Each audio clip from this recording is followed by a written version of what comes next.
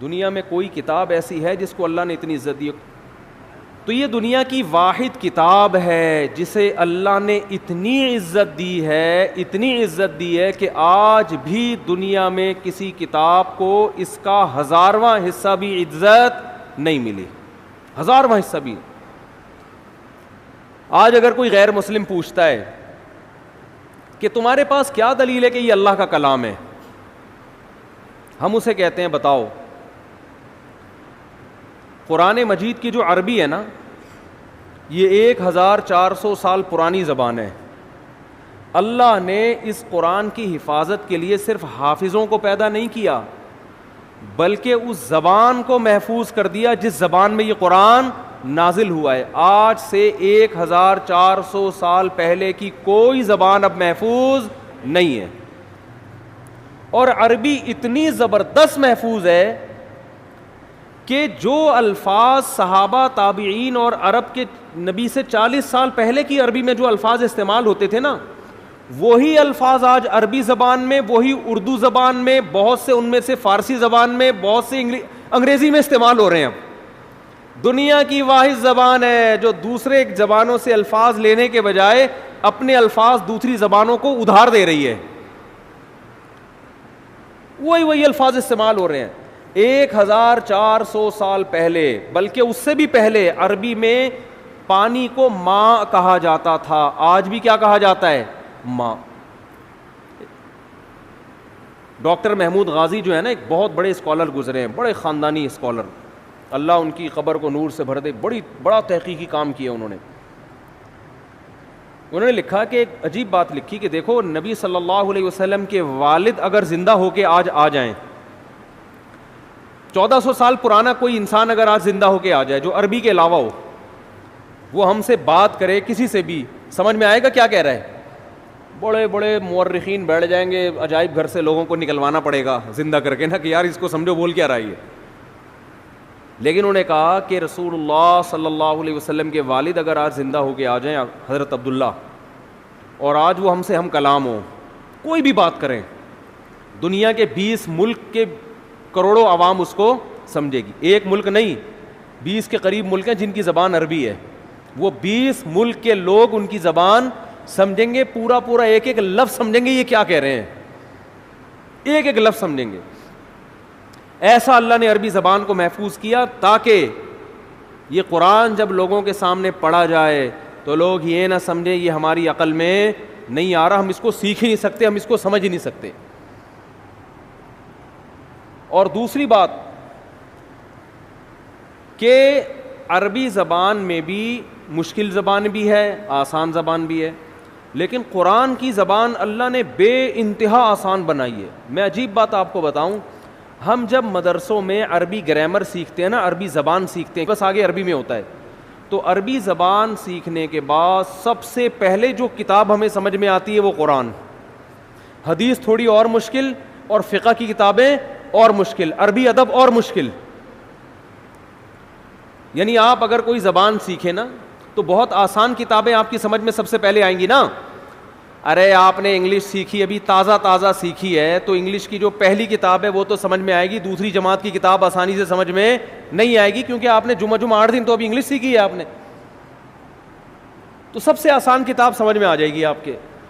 تو قرآن اتنی آسان عربی ہے قرآن مجید کی کہ عربی سیکھنے والا طالب علم سب سے پہلے کون سی چیز سیکھتا ہے، کون سی کتاب سمجھتا ہے؟ قرآن مجید۔ کتنا آسان۔ الحمدللہ رب العالمین، تمام تعریفیں اس اللہ کے لیے جو تمام جہانوں کا پالنے والا رب۔ یہ سارے الفاظ اردو میں یوز ہو رہے ہیں، حمد و ثنا ہے کہ نہیں ہے؟ للہ، اللہ کو بولتے ہیں۔ رب العالمین، رب عالمین کا معنی سارے جہاں۔ الرحمن، بڑا مہربان۔ الرحیم، بہت رحم کرنے والا۔ رحمان رحیم اردو میں استعمال ہو رہے کہ نہیں ہو رہے؟ بہت ساری زبانوں میں استعمال ہو رہے ہیں یہ۔ ارض کسے کہتے ہیں عربی میں؟ زمین کو۔ انگلش میں کسے کہتے ہیں؟ زمین کو کیا کہتے ہیں؟ ارتھ۔ یہ عربی سے آیا ہے انگلش میں، اور بہت سے الفاظ عربی سے انگلش میں گئے ہیں۔ ایسی زبان کہ وہ تو محفوظ ہے ہی، اس نے دوسری زبانوں پہ اپنا اثر ڈال دیا۔ دوسری زبانوں کا اثر قبول نہیں کیا اس نے، ورنہ زبان دوسری زبان کا اثر قبول کر کے تبدیل ہو جاتی ہے. ایسی خاندانی زبان اللہ نے بنایا عربی کو، قرآن کی وجہ سے محفوظ کیا. الرحمن الرحیم، مالکی، مالک کا لفظ اردو میں استعمال ہوتا ہے، مالک کا معنی مالک. یوم الدین، یوم کسے کہتے ہیں؟ دن کو کہتے ہیں نا، یوم سیاہ. الدین، روز جزا. ایاک نعبد، نعبد عبادت سے نکلا ہے، عبادت کا لفظ اردو میں نعبدو بنا دیا نا اس کو، عبادت کا لفظ استعمال ہوتا ہے. تو ایسی زبان کہ اتنی صاف ستھری، اور ایسی، ایک انگریز نے یہ بات لکھی ہے، بڑی خاندانی بات، اس کو نوٹ کر لیں. اس نے یہ کہا ہے، گورے کی بات ہے، مجھے موقع ملا میں اس کا حوالہ پیش کروں گا، کہ اگر کوئی شخص یہ چاہتا ہے کہ لوگ اس کی تحقیق سے 1000 سال بعد بھی اس طرح فائدہ اٹھائیں جیسے آج اٹھا رہے ہیں، تو وہ کتاب اگر لکھنا چاہتا ہے تو ایسی کتاب میں اس کے لیے عربی کے علاوہ اس کے پاس کوئی آپشن نہیں ہے. نہیں آ رہی بات؟ یعنی آپ یہ چاہتے ہیں نا کہ آپ کی کتاب 1000 سال بعد بھی لوگ سمجھیں، تو عربی زبان کے علاوہ کسی اور کتاب میں آپ ایسی کتاب، کسی اور زبان میں آپ ایسی کتاب نہیں لکھ سکتے. اور یہ بالکل صحیح کہا انگریز نے. اس نے یہ بات کی ہے کہ عربی میں 1000 سال پہلے کی جو کتابیں ہیں نا، جو لکھی گئی ہیں، 1200 سال پہلے جو کتابیں لکھی گئی ہیں، چاہے وہ سائنس کے موضوع پر ہوں، چاہے وہ دین کے موضوع پر ہوں، چاہے وہ فزکس کے موضوع پر ہو، جو مسلمان سائنسدان ہے. البیرونی نہیں تھا فلکیات، ماہر فلکیات تھا 800 سال پہلے البیرونی. اس نے کرو ٹریگنومیٹری کی بنیاد رکھی ہے. جتنی کرو ٹریگنومیٹری ہے نا آج گورے جو استعمال کرتے ہیں، یہ ساری البیرونی سائنسدان کی ایکویشنز ہیں.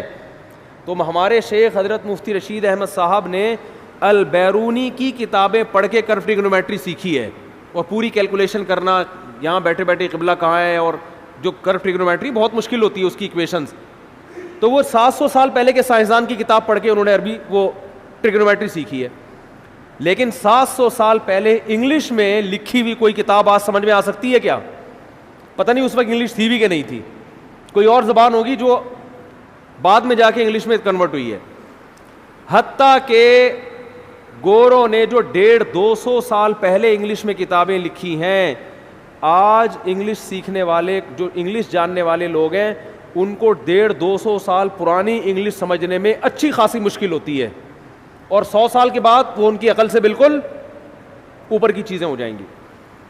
کیا خاندانی زبان ہے یار. اس نے کہا کہ بھئی آپ نے عربی میں جو 1000 سال پہلے کی کتابیں، ہم قدوری جو پڑھتے ہیں نا فقہ کی کتاب، وہ تقریباً 1100 سال پرانی کتاب ہے، لیکن طالب علم بڑے آرام سے پڑھتا ہے. وہ تاریخ کی جو کتابیں عربی میں لکھی گئی ہیں 1300 سال پہلے کی کتابیں ہیں. 1300 سال پہلے بھی جو ہے نا، جو ہسٹری لکھی گئی ہے، جو 100 سال کے کام ہوئے تھے. محمد ابن اسحاق مشہور مورخ ہے، وہ تقریباً 1300 سال پہلے کتابیں لکھ کر گیا تاریخی. غزوہ بدر، غزوہ احد، یہ ہوا. پھر وہ تو بہت قریبی زمانہ تھا نا نبی کے دور کا. وہ کتابیں آج ایسے سمجھ میں آتی ہے 2 اور 2 4 کی طرح. تو بتاؤ 1300 سال پرانی کوئی زبان ہے جو آج سمجھ میں آئے؟ تو اس انگریز نے لکھا کہ عربی وہ واحد زبان ہے کہ آپ اگر اپنی سائنسی تحقیقات عربی میں لکھیں گے تو آپ کی ان تحقیقات سے 1000 سال بعد بھی فائدہ اٹھایا جا سکے گا. اور اس نے یہ اعتراف کیا ہے کہ انگلش میں اگر آپ وہ کتابیں لکھیں گے تو 200, 250, 300, 400, 500 سال کے بعد کوئی ضمانت نہیں ہے کہ لوگ وہ کتاب سمجھ سکیں. ہو سکتا ہے دنیا میں 2-4 اس کے ماہرین ہوں، باقی کوئی نہیں سمجھے گا، کیونکہ انگلش بھی بہت تیزی کے ساتھ بولو چینج ہو رہی، بہت تیزی سے چینج ہو رہی ہے. ہم دیکھتے ہیں 15-20 سال پہلے کی انگلش کے کچھ الفاظ چینج ہو چکے ہیں، اب کچھ اور بن چکے ہیں وہ. اور وہ یہ تو نیچرل ہے نا. اردو کتنی چینج ہو چکی ہے. آپ مرزا غالب کو لے کر آئیں، سمجھ میں آئیں گے کیا بول رہے ہو بھائی؟ پہلے اس نے مس کہا، پھر تک کہا، پھر بل کہا. اس طرح ظالم نے مستقبل کے ٹکڑے کر دیے. یہ تو چلو سمجھ میں آ رہا ہے. انگشت بدنداں رہ گیا میں. مرزا غالب تو اس طرح کی باتیں کیا کرتے تھے نا، نہیں سمجھ میں. اور 100 سال کے بعد یہ ہمارے جتنے یوٹیوب پہ بیان چل رہے ہیں نا، کسی کی کھوپڑی میں لوگ بولیں گے 100 سال پہلے مفتی طارق مسعود گزرے تھے، کیا کہہ رہے ہیں؟ لوگ کہیں گے یار اتنی گاڑی اردو، استغفر اللہ. اس وقت آدھی اردو ہوگی، آدھی انگلش ہوگی، آدھی کچھ اور مل کے پتہ نہیں یہ باقی رہ گیا یا کوئی نئی زبان بن چکی ہو. تو یہ معجزہ ہے قرآن کا کہ اللہ نے اپنے کلام کو محفوظ کرنے کے لیے ایک قوم کے کلام کو محفوظ کر دیا. اللہ نے کہا تم وہ خوش قسمت ہو کہ تمہاری زبان میں قرآن نازل کر رہا ہوں, تمہارے اندر صلاحیت ہو یا نہ ہو, لیکن تمہاری زبان کو میں کیا کر دوں گا, ہمیشہ کے لیے محفوظ. آج وہی قرآن الحمد سے لے کے شروع کیا جاتا ہے اور والناس پہ ختم. اور عزت کتنی دی اللہ نے اس کتاب کو. چند باتیں کر کے بس بیان ختم کرتا ہوں. آج مائک ٹھیک نہیں ہے, چیخنا بہت پڑ رہا ہے, کھوپڑی گھومتی ہے پھر اس سے نا. کہ دنیا میں کوئی کتاب ہے جس کے ٹائٹل پہ رائٹر کا نام لکھا ہوا نہ ہو, ہے بھائی؟ ہر کتاب کے ٹائٹل پہ کیا ہوتا ہے, رائٹر کا نام. حتیٰ کہ بائبل پر بھی رائٹر کا نام لکھا ہوا ہوتا ہے.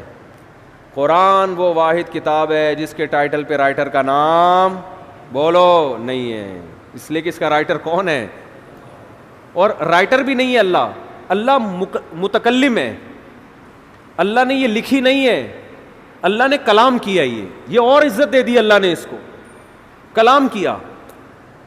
جبریل سے کلام کیا اور جبریل کے ذریعے اپنا کلام نبی کے قلب پہ نازل کیا. ایسا اللہ جب کلام کرتا تھا نا ہمارے نبی صلی اللہ علیہ وسلم کے قلب پہ, اس کلام کو جو اللہ کی ذات سے نکلا ہوا کلام, اس کو جب ہمارے نبی کے دل پہ نازل کرتا تھا, آپ صلی اللہ علیہ وسلم کو شدید سردی میں سخت ترین پسینہ آتا تھا. آج جو ہم نے آیت پڑھی ہے نا کہ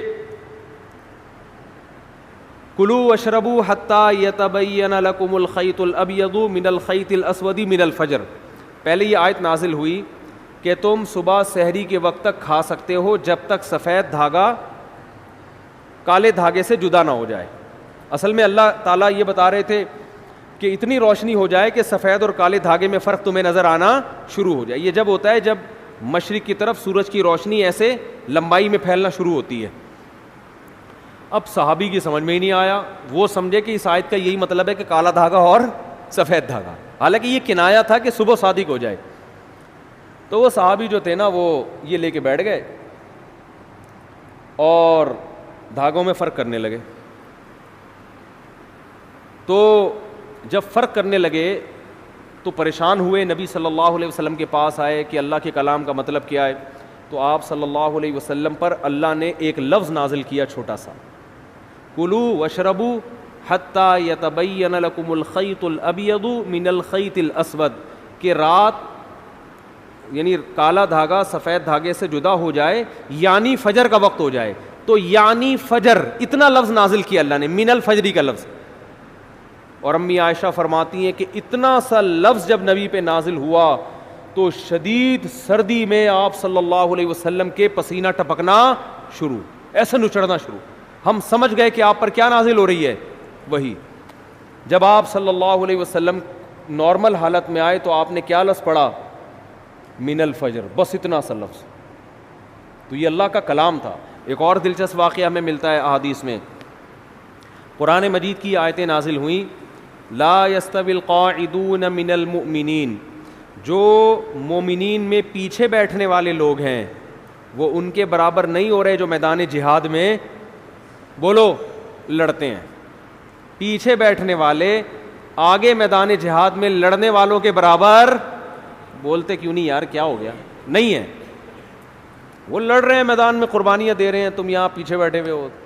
ٹھیک ہے تم نماز پڑھ رہے ہو, زکوٰۃ دے رہے ہو, عبادت کر رہے ہو, لیکن ان سے ایسا تھوڑی ہوا. تو ہاتھ ضائع ہونے کا خطرہ, آنکھیں ضائع ہونے کا خطرہ, شہادت کا خطرہ, گرفتاری کا خطرہ, وہ 10 خطرے مول رہے ہیں. تو تم کیسے سمجھتے ہو کہ تم ان کے برابر ہو سکتے ہو؟ اب بعض صحابہ معذور تھے, ان کا جذبہ تھا میدان جہاد میں لڑنے کا, لیکن معذوری کی وجہ سے ان کو نبی جانے کی پرمیشن نہیں دیتے. وہ اتنے غمزدہ ہوتے کہ روتے تھے کہ کاش اللہ ہمیں صحت دیتا, ہم بھی جا کے لڑتے. اب جب یہ آیتیں نازل ہوئیں تو ان کا دل تو اور بیٹھ گیا کہ بھئی ہمارا تو بالکل انہی کی طرح لڑنے کا جذبہ ہے, ہمارے بازوؤں میں طاقت نہیں, ہمارے کوئی نابینا تھے, کوئی بیچارے معذور تھے پاؤں سے, کوئی اپاہج تھے, تو ہمیں تو نبی روکتے ہیں ورنہ ہمارا تو جذبہ ہے. اور اللہ نے کہا کہ تم ان کے برابر نہیں ہو سکتے, جبکہ ہم تو روتے ہیں یہاں بیٹھ کے کاش ہمیں بھی وہاں جانے کا موقع ملتا. تو جب یہ نبی صلی اللہ علیہ وسلم کے سامنے صحابہ نے اشکال کیا نا تو ایک صحابی فرماتے ہیں کہ آپ صلی اللہ علیہ وسلم کی ران مبارک میری ران پر تھی، ران مبارک میری ران پر تھی. تو کہتے ہیں کہ میں نے دیکھا نبی پر وحی کے آثار ظاہر ہونا شروع. صحابہ گئے نبی کی خدمت میں، یا رسول اللہ ہم تو معذور ہیں، اور اللہ کہہ رہے لا یستوی القاعدون من المؤمنین والمجاہدون فی سبیل اللہ، پیچھے بیٹھنے والے اللہ کی راہ میں جہاد کرنے والوں کے برابر نہیں ہیں. تو ہم تو شوق سے تھوڑی پیچھے بیٹھے ہیں. تو صحابی کہتے ہیں کہ نبی صلی اللہ علیہ وسلم کی ران مبارک کو میں نے دیکھا، اتنی وزنی ہو گئی کہ مجھے لگا کہ میری ٹانگ چٹخ کے پچک جائے گی، ہڈی ٹوٹ جائے گی اس کی، اتنی بھاری ران ہو گئی آپ صلی اللہ علیہ وسلم کی، اور آپ پر ایسے کپ کپی کے آثار. تھوڑی دیر میں آپ صلی اللہ علیہ وسلم کا جسم ہلکا ہو گیا، اور آپ نے ایک لفظ کی تلاوت کی، غیر اولی الضرر، بشرطے کہ ان کو کوئی مجبوری، بولو نا یار، یہ اردو میں تو بڑا لمبا لفظ ہو گیا، بشرطے کہ ان کو کوئی مجبوری نہ ہو. آواز نہیں آ رہی مجھے، کون سا جاری ہے میری آواز؟ میرا بھی کھوپڑی خراب ہو رہی ہے، آواز نہیں آ رہی ان کو، تصویر پہ گزارا کریں. تو غیر اولی الضرر، بشرطے کہ ان کو ضرر نہ ہو. اردو میں تو یہ لفظ بہت لمبا ہے، عربی میں غیر اولی الضرر، بس اتنا سا لفظ نازل ہوا ہے اللہ کی طرف سے. اور صحابی کہتے ہیں اتنا جسم بوجھل ہو گیا کہ میری ٹانگ مجھے قریب تھا کہ ٹوٹ کے چٹک کے پچک جائے گی وہ. اور ایسے آپ صلی اللہ علیہ وسلم کے پسینہ نچڑنے لگا. جہاں پہ میں یہ سوچتا تھا کہ جب اللہ نے یہ نازل کرنا ہی تھا ہے بھائی کہ جو پیچھے بیٹھنے والے لوگ ہیں وہ آگے جانے والوں کے برابر نہیں ہے، بشرطے کہ ان کو کوئی معذوری نہ ہو، تو پہلے ہی نازل کر دیتا. کیا ہو گیا بھائی، کیا ہو گیا یار؟ تاکہ صحابہ کو اشکال ہی نہ ہوتا. صحابی نے آ کے اشکال کیا کہ ہم تو عذر سے بیٹھے ہوئے ہیں، تو ہم بھی ان کے برابر نہیں ہیں جو آگے لڑ رہے ہیں. پھر اشکال کیا، پھر اللہ نے کیا دیا؟ جواب دیا. تو اس کی ضرورت کیا تھی؟ اللہ کو تو پتا تھا کہ ان کے دل میں اشکال پیدا ہوگا، تو اللہ اشکال کرنے سے پہلے ہی پوری آیت نازل کر دیتے نا. پہلے آدھی نازل کی، پھر اس میں ایک جوڑ دیا، ایک اس میں جو ہے نا گویا کہ ایک پیوند لگایا گیا ہے. تو اصل میں یہ حکمت تھی قرآن کی حقانیت، قرآن کی حقانیت کہ نبی اپنی طرف سے ایک لفظ کا بھی اس میں اضافہ نہیں کر سکتے، ورنہ نبی اس کی تشریح کر دیتے نا کہ بھائی تم جو میرے پاس آئے ہو اور یہ پوچھ رہے ہو کہ پیچھے بیٹھنے والے آگے بیٹھنے والوں کے برابر نہیں ہیں، تو میں نے اللہ سے پوچھا، اللہ نے مجھے بتا دیا ہے. میرا وہی تو ویسے بھی آتی تھی نا جس کو حدیث کہا جاتا ہے، یہ بھی تو اللہ سے پوچھ کے ہی باتیں کرتے تھے آپ صلی اللہ علیہ وسلم. تو میں نے اللہ سے پوچھا، اللہ نے بتایا کہ اس میں خود بخود یہ شرط لگی ہوئی ہے کہ بشرطے کہ کوئی عذر نہ ہو، یہ بتا دیتے. لیکن نہیں، اللہ نے یہ ثابت کرنا تھا کہ اس میں نبی اپنی طرف سے کوئی ایڈیشن بولو نہیں کر سکتے. اور صحابہ کو یہ بھی دکھانا تھا کہ یہ نبی کے اپنے الفاظ نہیں ہیں، یہ آسمان سے نازل ہوئے ہیں. اپنے الفاظ میں انسان کی یہ کیفیت نہیں ہوتی، یہ واقعی من جانب اللہ الفاظ نازل ہو رہے ہیں کہ ایک لفظ نے اتنا بوجھل بنا دیا کہ آج تم نے اپنی آنکھوں سے دیکھ لیا کہ تمہاری ٹانگ ٹوٹ کے ہلاک ہونے والی تھی.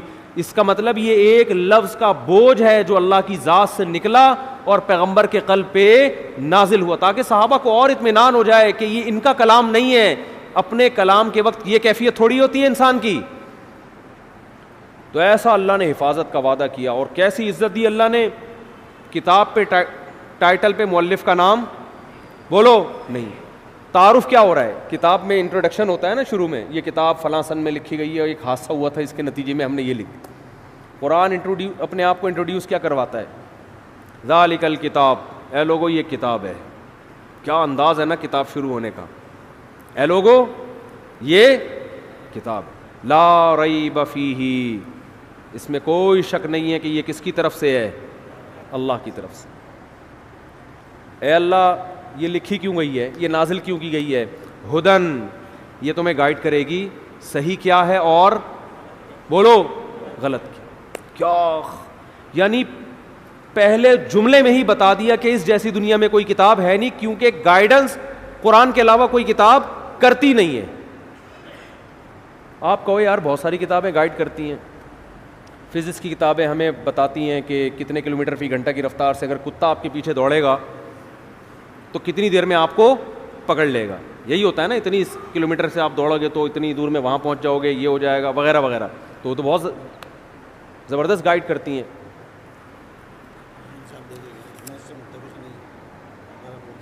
بھائی انتظامیہ کی مشاورت صحیح بات طے کی گئی ہے کہ حالات اور کورونا کو مد نظر رکھتے ہوئے خواتین کے لیے تراویح کا انتظام نہیں کیا گیا. چونکہ کچھ خواتین آ گئی تھیں اس لیے وقتی طور پر پردے کا انتظام کیا گیا ہے. خواتین سے درخواست ہے کہ وہ اپنے گھر پر تراویح پڑھیں. کل سے مسجد میں پردے کا انتظام نہیں ہوگا. چلو ٹھیک ہے, سنا دی ہم نے بھائی اعلان. تو کیا کہہ رہا تھا میں, گائیڈنس, گائیڈ صرف یہ کرے گی آپ. اصل میں یہ جو گائیڈنس مل رہی ہے نا کہ میری گاڑی کہاں سے ٹھیک ہوگی, یہ خاندانی گائیڈنس تھوڑی ہے, صحیح ہے نا, میرا گردے کی پتھری کیسے نکلے گی. اصل میں تو گائیڈنس خاندانی وہ ہوتی ہے جو آپ کو آپ کی منزل بتائے. دیکھو آپ سفر میں راستہ بھول گئے کہ جانا کہاں ہے, تو بہت سے لوگ آپ کو گائیڈ کرتے ہیں, کچھ آپ کو بتاتے ہیں واش روم کہاں ملے گا آپ کو تاکہ آپ کا پیٹ کیا ہو جائے, تھوڑا ہلکا ہو جائے. گائیڈ تو وہ بھی کر رہا ہے, اس کو آپ اتنی ویلیو نہیں دیں گے. ایک یہ بھی گائیڈ کرے گا یار ادھر ہوٹل ہے وہاں کھانا کھا لینا, لیکن آپ کو جو اصل گائیڈنس چاہیے وہ کیا, کہ میری منزل کہاں ہے, مجھے جانا کہاں ہے. ان چیزوں میں آپ دوسرے درجے میں دلچسپی لوگے. پہلے آپ اس فکر میں لگے رہو گے کہ مجھے منزل کا پتہ چل جائے, میں نے جانا کہاں ہے. مثال کے طور پر آپ جا رہے ہو پشاور کی طرف, راستہ بھول گئے. اب آپ سب سے زیادہ فکر اس کی نہیں کرو گے کہ واش روم کہاں ہے, ہوٹل کہاں ہے, پانی کہاں سے ملے گا, چائے کا گٹکا کہاں سے ملے گا, نسوار کی دکانیں کہاں آئیں گی, گٹکے کی کہاں آئیں گی. سب سے پہلے کھوپڑی میں مسلط ہوگا آپ کے بھائی جان پشاور کا راستہ یہ ہے بھی کہ نہیں ہے. ایسا نہ ہو میں الٹا جا رہا ہوں اور پشاور کے بجائے اور دور ہوتا چلا جاؤں, میرا سفر کیا ہو جائے گا, ڈبل ہو جائے گا. سب سے پہلے انسان کو یہ فکر ہوتی ہے کہ میری منزل کہاں ہے, مجھے جانا کہاں ہے. تو قرآن کہتا ہے تمہیں, قرآن یہ گائیڈ کرے گا کہ تم پیدا کیوں ہوئے, تم نے جانا کہاں ہے, تمہاری پیدائش کا مقصد کہاں ہے, الٹیمیٹ ویژن کیا ہے تمہارا. اس ویژن کو سامنے رکھ کر چھوٹے موٹے ویژن آتے رہیں گے دائیں بائیں, وہ تو ٹھیک ہے, واش روم بھی جانا ہے, شادی بھی کرنی ہے, بچے بھی پیدا کرنے ہیں, اور ہسپتال بھی بنانے, اور ڈاکٹر بھی پیدا ہوں گے, اور انجینئر بھی پیدا ہوں گے. یہ تو سارے سفر کے راستے کے لوازمات ہیں. جیسے موٹر وے پہ قیام و طعام کا انتظام بھی ہوتا ہے, لیکن موٹر وے قیام و طعام کے لیے نہیں بنی ہے, آپ کو کراچی سے پشاور پہنچانے کے لیے بنی ہے. بہت مشکل ہے بھائی بات سمجھانا. اصل مقصد موٹر وے کا کراچی سے آپ کو عزت کے ساتھ پشاور پہنچانا, لاہور پہنچانا, ملتان پہنچانا ہے. درمیان میں قیام و طعام اور واش روم اور مسجدیں, یہ موٹر وے کا اصل مقصد نہیں ہے. یہ تو مسافر کو, منزل تک پہنچنے والے کو درمیان میں لوازمات چاہیے ہوتی ہے. تو قرآن کے علاوہ جتنی کتابیں ہیں وہ آپ کو آپ کی ضرورت کے معاملے میں گائیڈ کرتی ہیں کہ گاڑی پنچر ہو جائے تو وہاں سے جڑوانا. لوگ آپ کو گائیڈ کر رہے ہوتے ہیں, میکینک اس کے وہاں سے ملیں گے, انجن آئل کتنے دن میں تبدیل ہوگا, آپ کا اپنے پھیپھڑے کب خراب ہوں گے, کورونا سے کیسے بچنا ہے, ویکسین آ گئی ہے کہ نہیں آ گئی ہے. یہ قیام و طعام ہے درمیان میں, ٹھیک ہے نا. قرآن آپ کو بتائے گا کہ جس زندگی کی موٹر وے پہ تم چل رہے ہو تو اس موٹر وے میں تمہارا اصل ہدف کہاں ہے, اور کتنے کلومیٹر کے بعد تم نے دائیں مڑنا ہے, اور کتنے کلومیٹر کے بعد تم نے بائیں مڑنا ہے. بہت مشکل ہے ماموں بات سمجھانا. آج کل ہم جب چھوٹے بچے تھے نا تو جب بات سمجھ میں آئی تھی اس کو ماموں کہتے تھے. ہم کیا کہتے تھے اس کو, ماموں. ماموں بات سمجھ لیا, سمجھا. ماموں اس لیے کہ پیار سے نا, کہ تجھے بڑا بھی بنا رہا ہوں میں. بڑا ماموں بڑے ہوتے ہیں نا, اور ننیال کا رشتہ ذرا محبت والا ہوتا ہے, چاچو تھوڑے سے سخت ہوتے ہیں نا, ددیال والا ہوگا. تو ماموں کا مطلب ہوتا ہے کہ اب تمیز سے بات انشاءاللہ سمجھ میں آئے گی. تو قرآن نے انٹروڈکشن کروایا, ہدن, یہ کیا ہے, یہ گائیڈنس. اے اللہ اگر یہ گائیڈنس ہے, کیسا خاندانی تعارف ہو رہا ہے یار. شروع ہی ایسا عجیب, اس سے لگتا ہی نہیں کہ یہ انسان کا کلام ہے. اور محمد صلی اللہ علیہ وسلم کا یہ کلام ہوتا تو نہ آپ کسی اسکول میں پڑھے, نہ کالج میں پڑھے, نہ لکھنا جانتے, نہ پڑھنا جانتے. انہیں کیا پتا تھا یار اس طرح سے کلام کو شروع کرنا ہے بھائی. ہدن کیا ہے, ہدایت.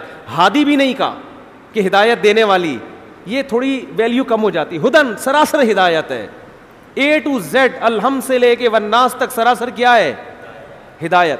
دیکھو کوئی شخص عدل کرنے والا ہوتا ہے اسے لوگ کہتے ہیں عادل ہے, عدل کرنے والا, اور جب غلو کرنا ہوتا ہے کہتے ہیں یہ تو سراپا عدل ہے. عدل کا دوسرا نام ستار بھائی, عدل کا دوسرا نام یہ ہے, کہتے ہیں کہ نہیں کہتے؟ اس کا مطلب مبالغہ کر رہے ہیں بھائی, عدل نام ہی اسی کا ہے. تو دوسری شرط قرآن نے بتائی ہدن, پہلا انٹروڈکشن کیا کروایا, کیا یہ ہدایت. سوال پیدا ہوتا ہے اللہ اگر یہ ہدایت ہے تو اتنے ذہین لوگ دنیا میں آئے, اس کو پڑھ کے بھی گئے, انہیں تو گائیڈنس بولو ملی نہیں. ہم تو جب موٹر وے پر جاتے ہیں اور ہمارا ہدف پشاور ہوتا ہے تو ہمیں بار بار سائن بورڈ کے ذریعے منزل کا پتہ چلتا ہے کہ پشاور اتنے کلومیٹر, دائیں مڑیں بائیں مڑیں, رائٹ ٹرن, کیپ لیفٹ, اور یوں کرے اور یوں کرے, اور اس موٹر وہ جو ہے نا وہ انٹرچینج سے آپ اتر جائیں, اور وہ تو بالکل صحیح, وہ تو ہر ایک کو مل رہی ہوتی ہے. تو معاذ اللہ اس سے تو پتہ چلتا ہے بھائی موٹر وے جو آپ کو ہدایت دے رہی ہے اس میں زیادہ ایکوریسی ہے بنسبت کس کے, قرآن کے. کیونکہ یہاں تو بہت سے لوگ پڑھتے ہیں کخ بھی فائدہ نہیں ہوتا. کیا ہو گیا بھائی, کتنے لوگ قرآن پڑھ رہے ہیں, ابو جہل بھی تو سن رہا تھا نا, ابو لہب بھی سن رہا تھا, حضرت عمر چند آیتیں سن کے تبدیل ہو گئے اور ایسا ایمان پر قائم ہوئے ہیں کہ انہوں نے اعلان کیا کہ کوئی ایک مجھے مسجد حرام میں وہ شخص نماز سے روکے جو اپنی بیوی کو بیوہ کرانا چاہتا ہے. چند آیتیں سنی اور منزل سمجھ میں آ گئی کہ جانا کہاں ہے میں.